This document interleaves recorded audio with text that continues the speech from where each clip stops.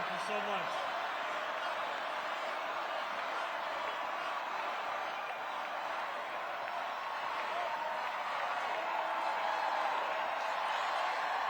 Good evening, New York City!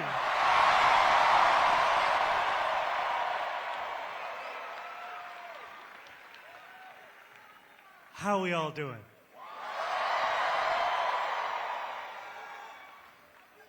Habibi, how are you?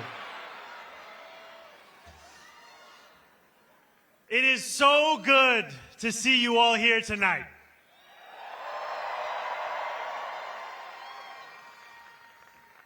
Now, as you know, a politician is only as good as the team around them.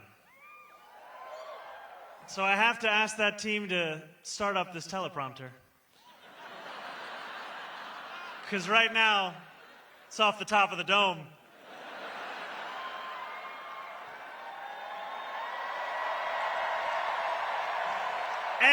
And while we wait, why don't we actually begin?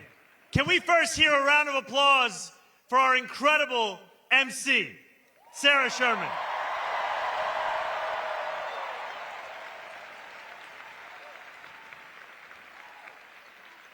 Can we hear it for the elected officials, the labor leaders, and the New Yorkers who have joined us this evening?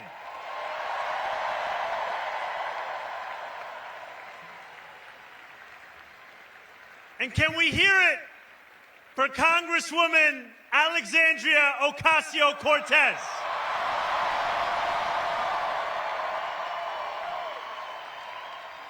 Yeah, we're good. You know,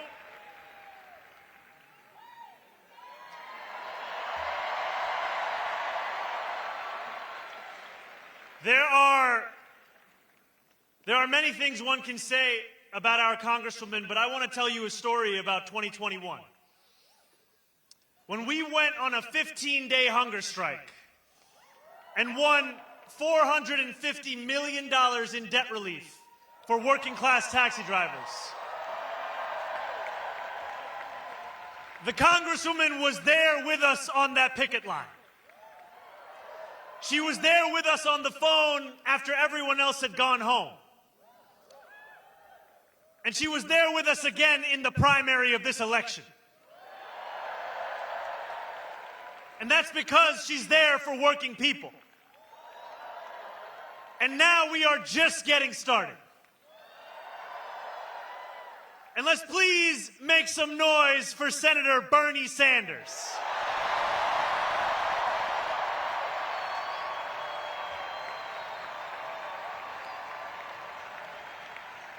I stand before you tonight only because the senator dared to stand alone for so long.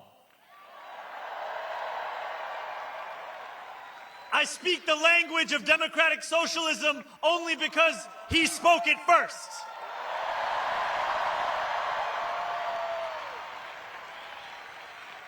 And when I ran for state assembly almost 6 years ago to the day, it was at Bernie's rally in Queensbridge Park where I led our first canvass. Signing people up for our email list, asking them for $5 or $10, and encouraging them to believe that the politics of not me, us applied to our state government just as much as our national one. When we win on November 4th,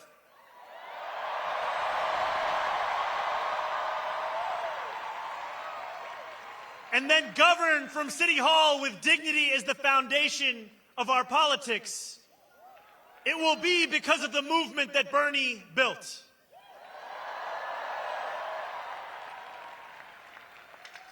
I stand before you tonight as the nominee of a Democratic Party reinvigorated in its pursuit of making government work for everyone, not just the wealthy and the well-connected.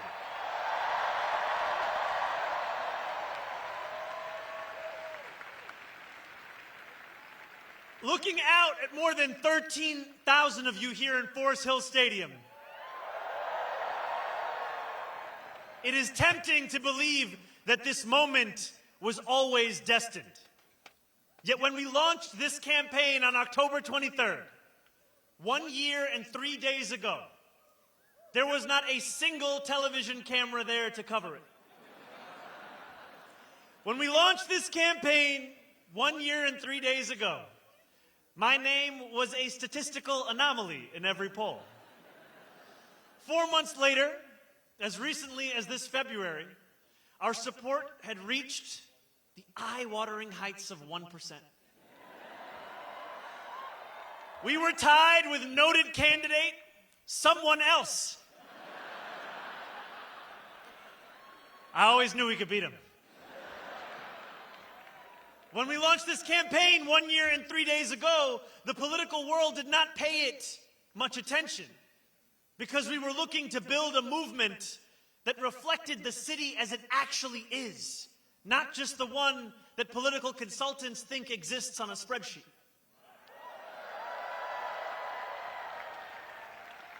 And when we launched this campaign 1 year and 3 days ago, we were dismissed as a punchline in the halls of power. The idea of fundamentally changing who government serves in this city was unimaginable. Even if we gained momentum, they asked, how would we ever overcome the tens of millions of dollars in attacks that would follow? Yet we knew then what we know now. New York is not for sale.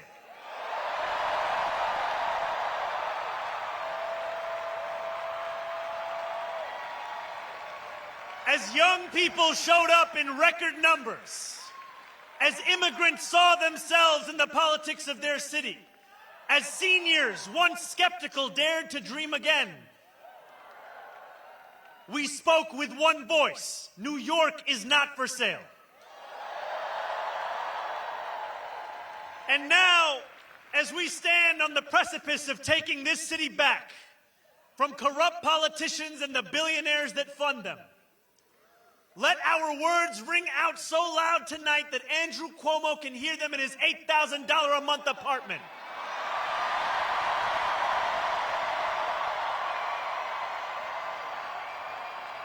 Let them ring so loud so that he can hear us even if he's in Westchester this evening.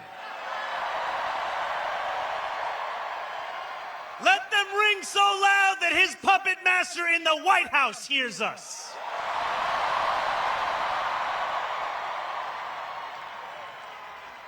New York is not for sale.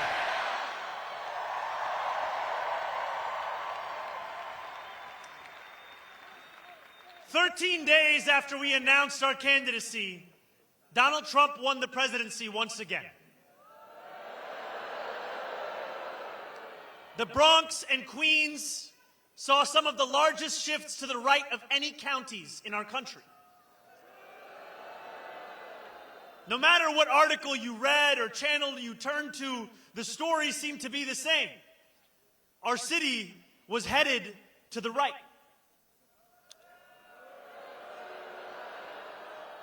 Obituaries were written about Democrats' abilities to reach Asian voters, young voters, male voters.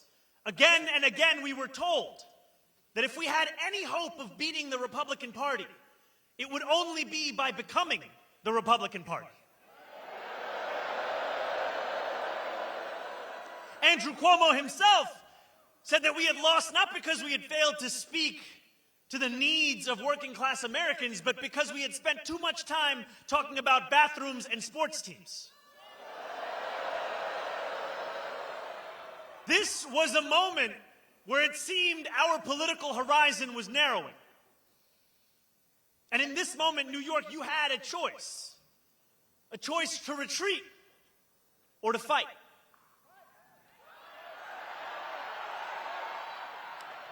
And the choice that we made was to stop listening to those experts and to start listening to you.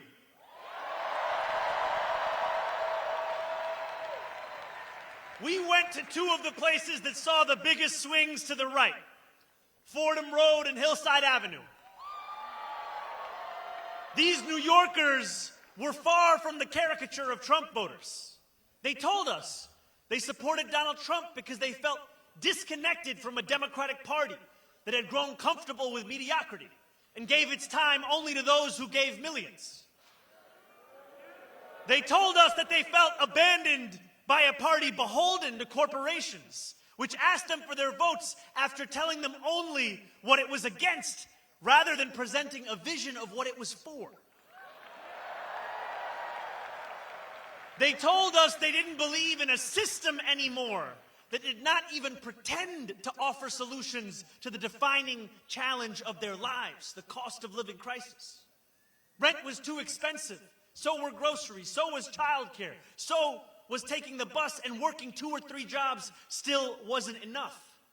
Trump, for all his many flaws, had promised them an agenda that would put more money in their pockets and lower the cost of living. Donald Trump lied. It was up to us to deliver for the working people he left behind. Over the 8 months of the primary, we told New Yorkers how we intended to address that very same affordability crisis. We did not do it alone. This was a movement powered by tens of thousands of everyday New Yorkers who knocked doors between 12-hour shifts at work and phone banked until their fingers were numb. People who had never voted before became die-hard canvassers. Community formed. Our city got to know each other and itself.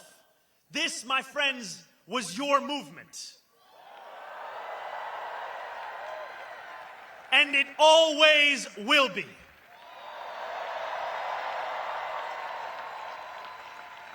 As the snow melted and the frost thawed, this campaign began to grow faster than anyone ever imagined possible. So many small donors chipped in that we had to ask you to stop donating. Please stop. We climbed the polls faster than Andrew Cuomo could dial Donald Trump's number. People started to learn how to pronounce my name.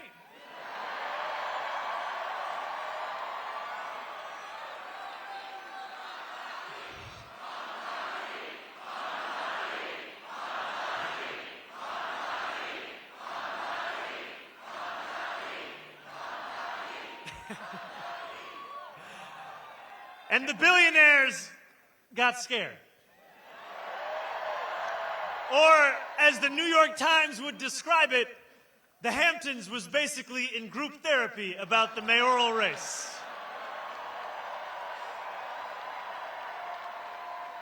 Andrew Cuomo and his corporate cronies did everything they could to make this campaign one of fear and one of smallness. Hell yeah.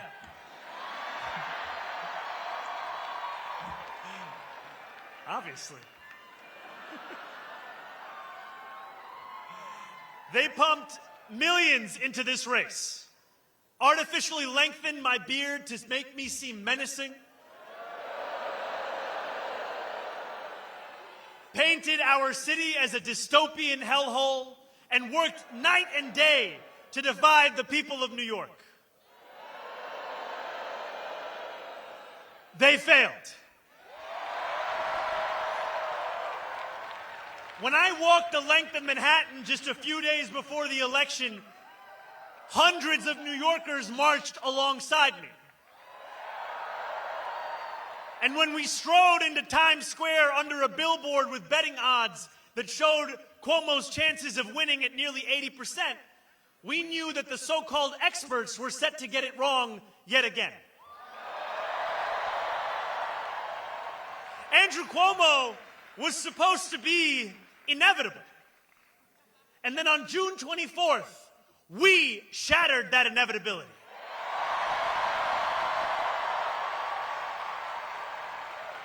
We won by 13%,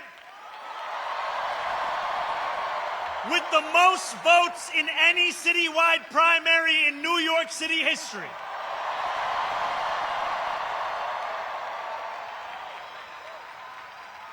Some of those New Yorkers had voted for Trump.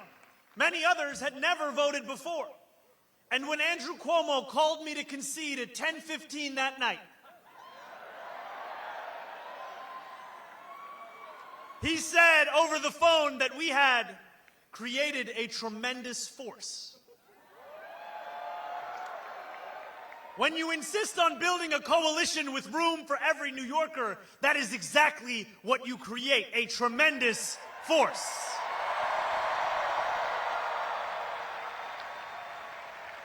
That force has only grown over these past 4 months. We now have more than 90,000 volunteers. And we have spoken to millions more New Yorkers. We have put forth new plans in these last few months for how we will govern, hiring thousands more teachers for our schools, taking on the consultants and the contracts in city government, and tackling the final boss of New York City infrastructure, scaffolding. But over the past few weeks, as this race has entered its final days, we have witnessed displays of Islamophobia that shock the conscience. Andrew Cuomo, Eric Adams, and Curtis Sliwa do not have an agenda for the future. All they possess is the playbook of the past. They have sought to make this election a referendum not on the affordability crisis that consumes New Yorkers' lives, but on the faith I belong to and the hatred they seek to normalize. We spent months working to convince the world that New Yorkers have a right to afford this city that we all love. Now, we are being forced to defend the idea that a Muslim is even allowed to lead it. These same big money donors and disgraced politicians have sought to rob us of our ambition because they do not think that you deserve the beauty of a dignified life. And time and again, they have encouraged you to imagine less because they know that a reimagined New York hurts their bottom line. I believe that this city is like the universe, constantly expanding. We deserve a city government as ambitious as the working New Yorkers who make it the greatest city in the world. We cannot wait for someone else to deliver it. We are not afforded the luxury of waiting, because too often to wait is to trust those who delivered us to this point. On November 4th, we will set the course of our city back in the direction it belongs. And in doing so, we will answer a question that our nation has wrestled with from the dawn of our founding. Who is allowed to be free? There are some who hear that question and they know the answer without hesitation. They are the oligarchs who have accumulated vast wealth off those who labor from before the light breaks the horizon until long after color has drained from the sky. These are the robber barons of America, and they believe their money affords them a larger say than the rest of us. I am not just talking about the Bill Ackmans and Ken Langones of the world. I speak of people whose names you are not familiar with, who have no qualms about contributing more to super PACs than we would ever tax them, and who celebrate when those PACs flood our airwaves with commercials that plaster the words "global jihad" over my face.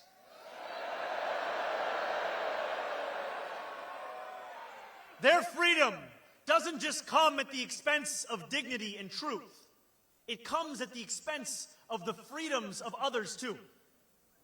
They are the authoritarians who seek to keep us pressed beneath their thumbs because they know that once we shake ourselves loose, we will never be held down again. Each and every one of these people think New York is for sale.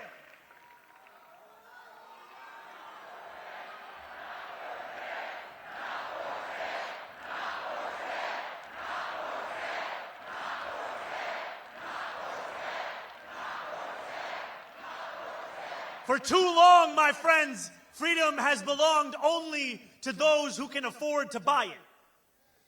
The oligarchs of New York are the wealthiest people in the wealthiest city, in the wealthiest nation in the history of the world. They do not want the equation to change. They will do everything they can to prevent their grip from weakening. The truth is as simple as it is non-negotiable. We are all allowed freedom.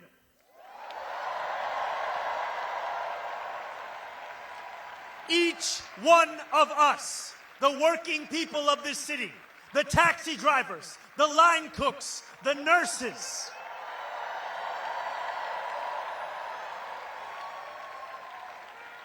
all those seeking lives of grace, not greed, we all get to be free. And on November 4th, thanks to the hard work of more than 90,000 volunteers across every corner of this city, that is exactly what we will tell the world. Because while Donald Trump's billionaire donors think that they have the money to buy this election, we have a movement of the masses. And we are a movement that is not afraid of what we believe. And we've believed it for quite some time.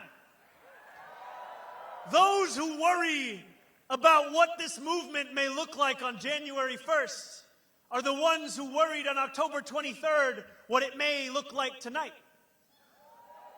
But our purpose has not changed, and neither have our promises. As I said on the evening I announced, the job of government is to actually make our lives better. And in the exact words I said on October 23rd, here is what we stand for, my friends. We are going to freeze the rent for more than 2 million rent-stabilized tenants and use every resource at our disposal to build housing for everyone who needs it. We are going to eliminate the fare on every single bus line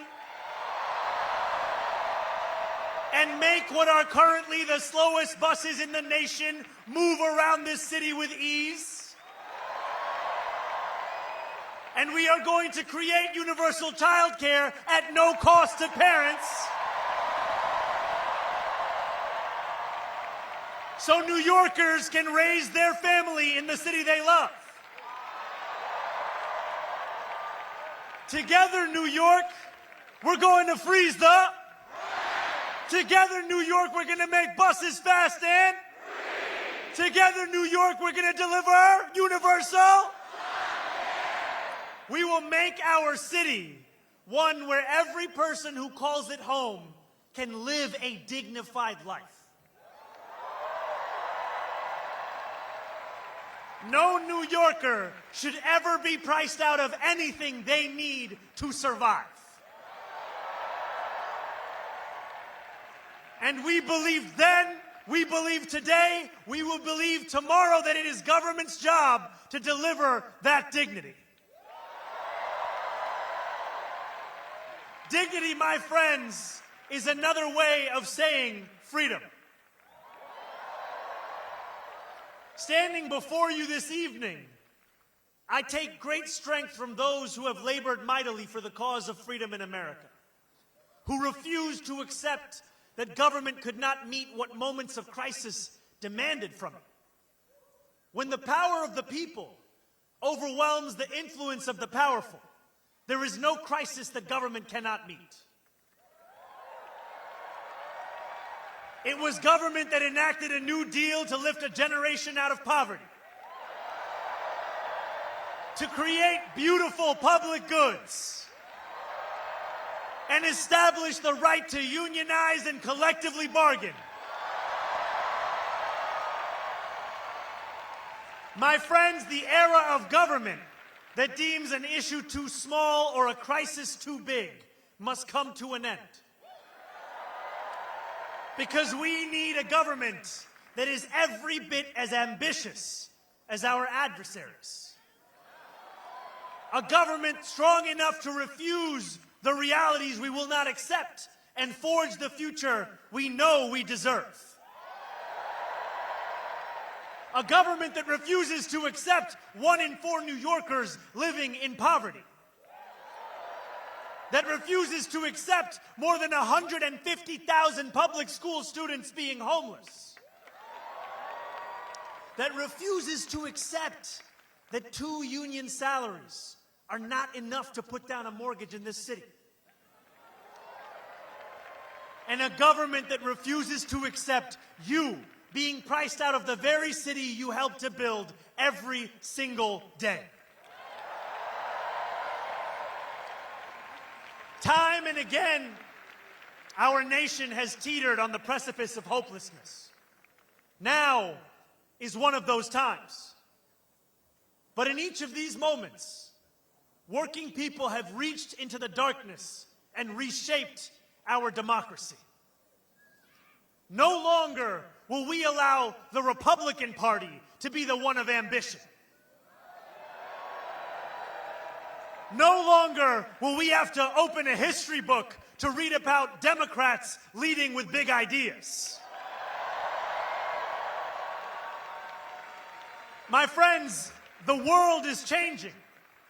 It's not a question of whether that change will come. It's a question of who will change it. We have an opportunity before us that few have ever received and even fewer have seized. It's the opportunity to show the world what it means to win freedom. It is the opportunity to live up to the legacy left by those who came before. We do not get to determine the scale of a crisis. Our choice is how we respond. Let us win a city hall that works for those straining to buy groceries, not those straining to buy our democracy.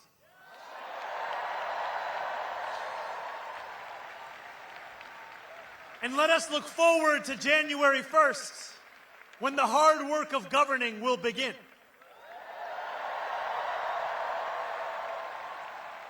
Those in power would like to describe our policy commitments as if they are illusions that will evaporate as soon as we approach City Hall. Let us show them instead that they are invocations of the future that we will win.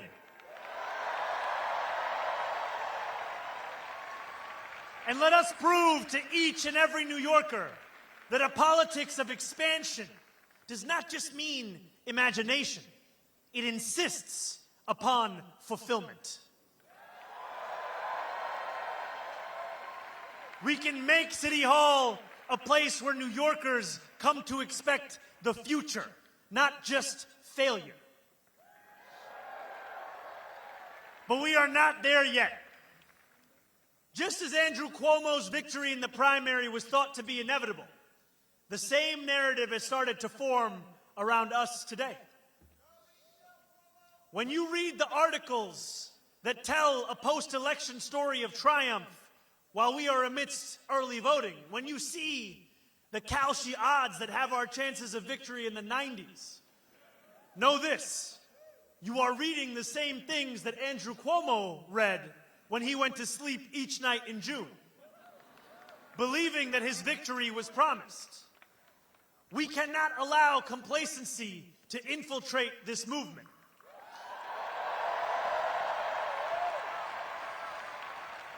So over these 9 final days, I ask for only one thing from each of you: more.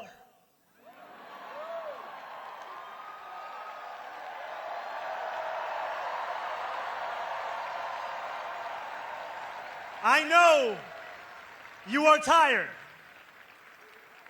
And for that, I recommend some Adani chai. And still, I ask for more.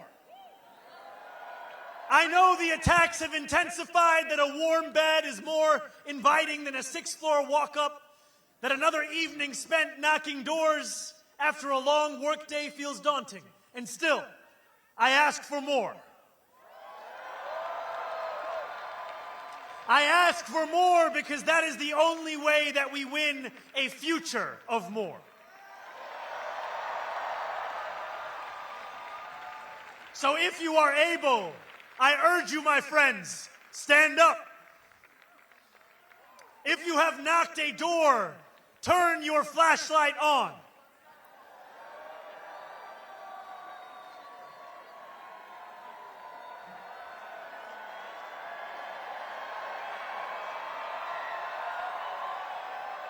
If you will knock a door, turn your flashlight on.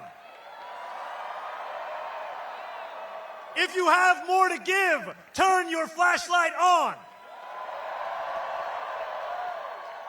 Together, let us make a light bright enough to banish any darkness. Over these final 9 days and the months and years that follow, the powers that be will throw everything in their arsenal against us. They will spend millions more dollars. They will attack us from every conceivable angle. But we will not bend. We will not flinch. We will triumph over the oligarchs, and we will return dignity to our lives. Nearly 89 years ago to the day, FDR spoke before a crowd of thousands at Madison Square Garden. He said, "I should like to have it said of my first administration that in it, the forces of selfishness and of lust for power met their match. I should like to have it said of my second administration that in it, these forces met their master. My friends, I should like to have it said of our campaign that in it, the forces of selfishness and lust for power met their match. And I should like to have it said of our City Hall that in it, these forces met their master."